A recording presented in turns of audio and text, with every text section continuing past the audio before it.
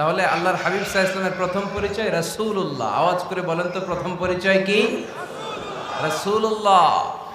তিনি আল্লাহর বার্তাবাহক, আল্লাহ তাআলার পক্ষ থেকে বাণীবাহকের কাজ তিনি করেন। কিন্তু আমার নবী এতটাই বিনয়ী ছিলেন, এতটাই হাম্বল ছিলেন, আউট অফ হাম্বলনেস তিনি নিজেকে রাসূল বলে পরিচয় করে দেওয়ার আগে তিনি নিজেকে আল্লাহর দাস বা গোলাম বলে পরিচয় দিতেন। পড়েন সুবহানাল্লাহ। বিনয়ের কারণে তিনি বলতেন ইন্নী আব্দুল্লাহি ওয়া রাসূলুহু, নিশ্চয় আমি আল্লাহর দাস, নিশ্চয় আমি আল্লাহর গোলাম, তারপর আমি আল্লাহর রাসূল।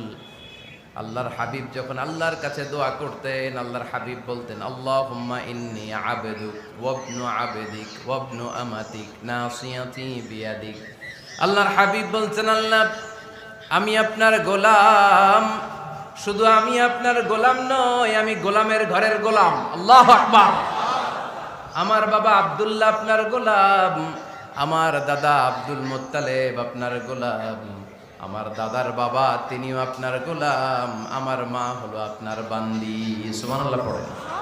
তাহলে তিনি রাসূল হওয়ার পরেও তিনি নিজেকে গোলাম বলে পরিচয় দিতেন, দাস বলে পরিচয় দিতেন। আমরাও যখন সালাতে তাশাহুদে পড়ি আশহাদু আল্লা ইলাহা ইল্লাল্লাহ ওয়া আশহাদু আন্না মুহাম্মাদান আবদুহু ওয়া রাসূলুহু, তিনি আল্লাহর আবদ, তিনি আল্লাহর দাস, তারপরে তিনি আল্লাহর রাসূল। বিনয়ের কারণে আল্লাহর হাবিব সাল্লাল্লাহু আলাইহি ওয়াসাল্লাম পরে রাসূল হিসেবে পরিচয়টা পেশ করতেন, আগে বলতেন আমি আল্লাহর গোলাম।